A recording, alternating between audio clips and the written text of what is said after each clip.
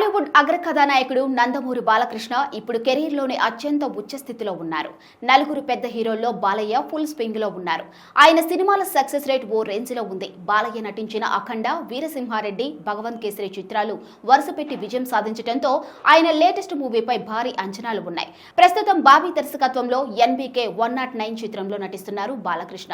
ఆయన పుట్టినరోజు సందర్భంగా ఇటీవల చిత్ర యూనిట్ ఈ మూవీ నుంచి గ్లిమ్స్ రిలీజ్ చేసింది. ఇందులో బాలయ్య లుక్, గెటప్ అభిమానులకు పోనకలు తెప్పించేలా ఉంది. ఈ చిత్రంలో ఊర్వశీ రౌతేలా, చాందిని చౌదరి, బాబీ డియాల్ కీలక పాత్రలు పోషిస్తున్నారు. సితారా ఎంటర్టైన్మెంట్స్ బ్యానర్ పై సూర్యదేవర నాగవంశీ, సాయి సౌజన్యలు నిర్మిస్తున్నారు.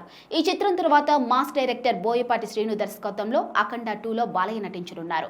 ఇక సినిమాలు షూటింగ్లతో పాటు సామాజిక సేవా కార్యక్రమాల్లోనూ బాలయ్య చురుగ్గా పాలు పంచుకుంటున్నారు. తన తల్లి బసవతారకం జ్ఞాపకార్థం తన తండ్రి ఎన్టీఆర్ నెలకొల్పిన బసవతారకం క్యాన్సర్ హాస్పిటల్ చైర్మన్ గా సమాజానికి సేవ చేస్తున్నారు.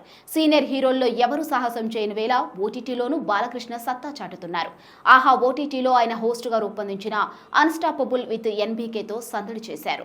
2 సీజన్లో స్టార్ హీరోలు ఆయన ఇంటర్వ్యూ చేసిన విధానానికి ప్రేక్షకులు ఫిదా అయిపోతున్నారు.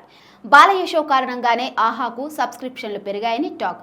ఇక తండ్రి బాటలోనే రాజకీయాల్లోనూ చెరగన ముద్ర వేశారు బాలకృష్ణ. నందమూరి కుటుంబానికి, తెలుగుదేశం పార్టీకి కంచుకోట వంటి హిందూపురం నుంచి ఆయన హ్యాట్రిక్ విజయాలను నమోదు చేశారు. 2014, 2019 ఎన్నికల్లో వరుసగా గెలిచిన బాలయ్య ఈ ఏడాది జరిగిన అసెంబ్లీ ఎన్నికల్లోనూ ముచ్చటిగా 3వ హిందూపురంలో విజయం సాధించి అరుదైన రికార్డును సొంతం చేసుకున్నారు. తాజాగా ఇవాళ తన సొంత నియోజకవర్గంలో పర్యటించారు బాలయ్య. ఈ సందర్భంగా టీడీపీ శ్రేణులు, అభిమానులు బాలకృష్ణకు ఘన స్వాగతం పలికారు. ఈ సందర్భంగా పలు అభివృద్ధి కార్యక్రమాల్లో ఆయన పాల్గొన్నారు.